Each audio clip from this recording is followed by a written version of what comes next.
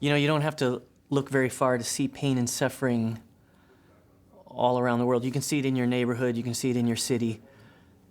Injustice, there's something that's not right in the world, and people sort of know it. They know it intrinsically. Something is wrong. One of the difficult things for people to remember is that God created a perfect world, and what entered into it was a resistance to him, a rejection of him.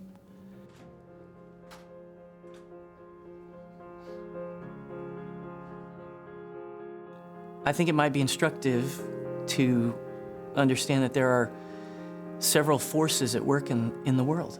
And one force is God's will. One force is what we would call the devil's will, or the darkness, the evil that people see. One would be man's will, just people making decisions, and the other would be natural law.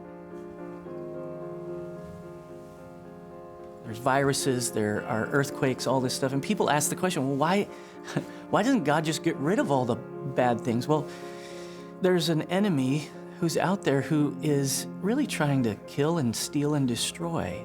That's what the scriptures say. And he's working against God's desire to bring people life and strength and help. And then there's just the crazy decisions that people are making all over the planet.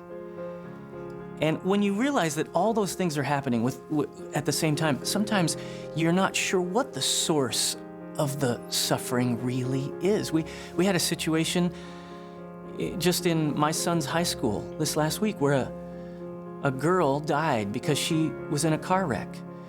And some students had decided to skip class, and they went out, and she wasn't wearing her seatbelt, and the guy who was driving too fast, and the car flipped over going around a corner, and she died. And my son was really broken about this. We had a really long discussion about this, and we want to attribute the cause. We want to get rid of the cause of this. This seems so senseless.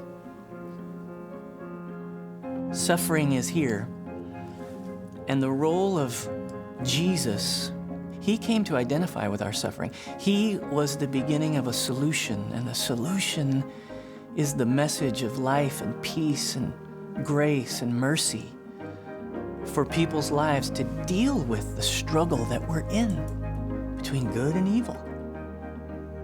Jesus is the solution to that.